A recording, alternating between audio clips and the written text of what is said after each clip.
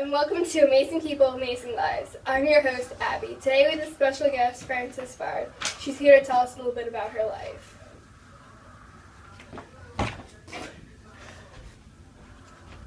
Hello, Abby. How are you today? Hello, good. How are you? I'm great. Thanks for having me. Please tell us a little bit about your early life. I was born October 1st, 1909 in Kimberley, South Africa. And I also grew up in Kimberley, South Africa. So, Did you attend any schools as a child? yes, I was educated by 3 different schools. I first went to Racecourse Primary School. Then, after Racecourse, I went to Lyndhurst Road School. And then I went to my next school, my third one, for only a short time because, I went to Perseverance School. And my father, Herman Maswabi, he died while I was there, so I had to leave early. Okay. Anything else about your early life? Not much happened in my early life. More of my story is like later on, like Okay, when I was then older. tell us a little bit about your adult life then. My first job was being a domestic servant. Then I went on to be a teacher because I was educated by 3 different schools. And then I was a factory worker. Okay, that's cool. When did you start wanting to become an activist? I wanted to be an activist kind of like, when I met my first influences, Raymond Lava and Ray Alexander. So what was the moment where you knew things needed to be changed? There wasn't a specific moment where I was like, hey, I should change this. It was kind of like, I just kind of knew and started like more and more know it didn't really feel right. Like, things should be different. But I didn't know that I could do anything about it or that I should do anything about it until I met my influences. And that's when I got involved. So what was the first action did you do with protesting? I was an organizer for the ANC, and yeah. What is the ANC? The ANC is the African National Congress. I was an organizer for the ANC for the Women's League during the campaign, the Defiance campaign in 1952. So what was going on in South Africa that created the ANC? The ANC was formed because the Africans wanted to try and fight back. We were fighting against the struggle of apartheid and also against women's rights. But apartheid was the main thing. And apartheid was the discrimination against the black race. So, What other things were you involved in as well, other than the ANC? okay.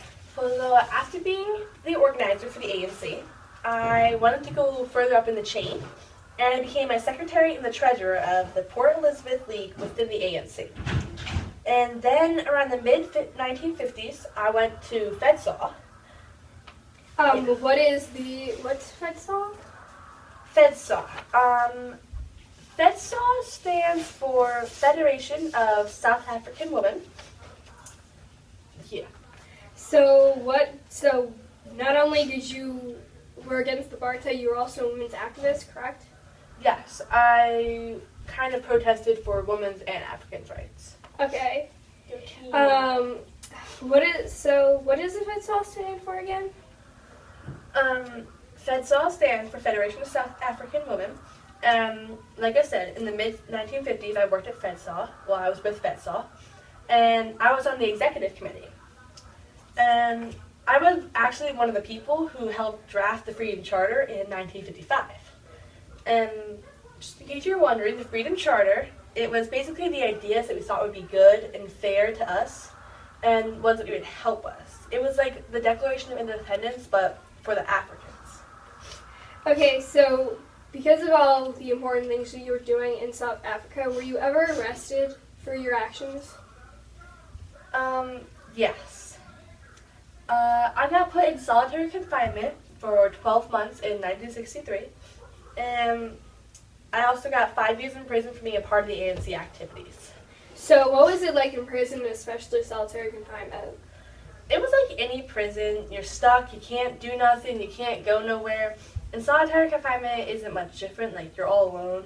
But you take a big risk being an activist and going in public, shouting your thoughts. People are going to be like, hey, no, you can't do that. They're going to strike you down.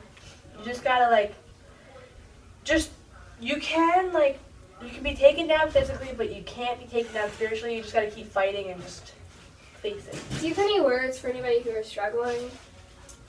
Gotta keep fighting. Just gotta keep fighting. Everything's gonna get better. You can get through it. Hang in there and hold tight. I'm sorry, Francis. We don't have enough time for you. We don't have enough time today.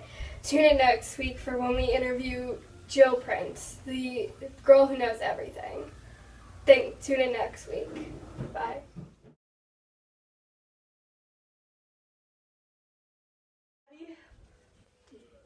Thank you for having me on. Thank you. Yes, I'm the host. You're welcome for having you here. Oh, I'll be real. Welcome to the amazing people, amazing life.